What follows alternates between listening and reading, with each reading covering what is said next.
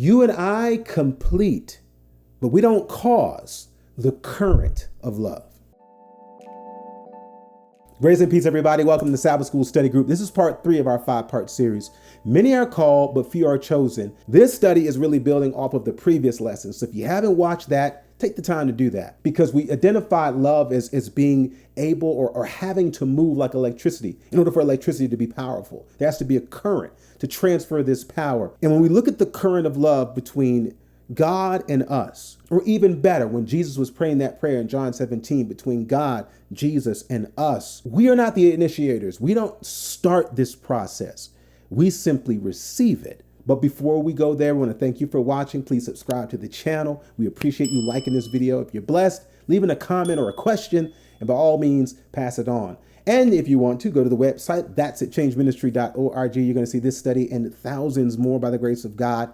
And remember, we're here for you. If you'd love to bring change to your church or school, by all means, hit us up at our email address and let's go from there. Matthew chapter 22, verse 14, very important and popular verse where Jesus says, "For many are called, but few are chosen."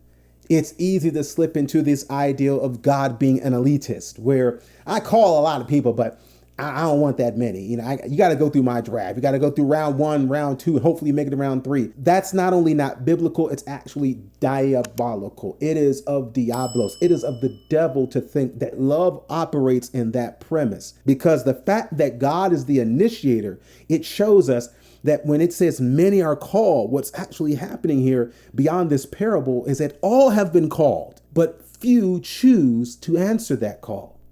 Jesus was wrapping up the parable he starts in Matthew 22, where it says, Jesus answered and spake to them again by parables, where he says, "The kingdom of heaven is like unto a certain king, which made a marriage for his son, and sent forth his servants to call them that were bidden to the wedding, and they would not come."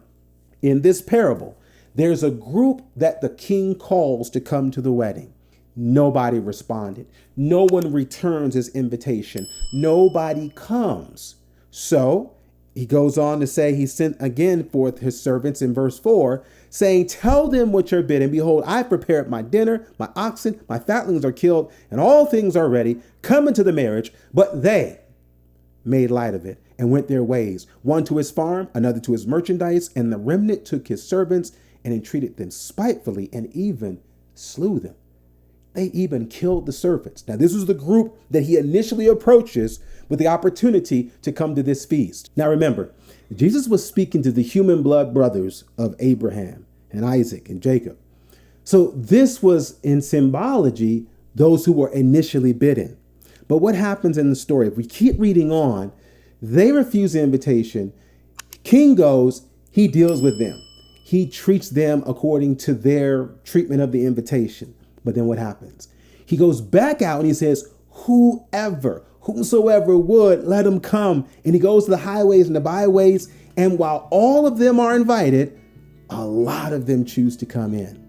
Who is doing the calling? This shows us that God is the initiator. He is the Alpha. He is the beginning or the genesis of every good thing that happens in this life.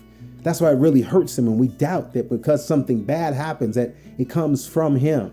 No, he's God and he sees all, but he also sees all of our choices. And he knows we have this power of choice, and it's why he's the one who makes the first move. He's the one that reaches out, hoping that we'll respond and use our choice to choose the one whose love has chosen us first.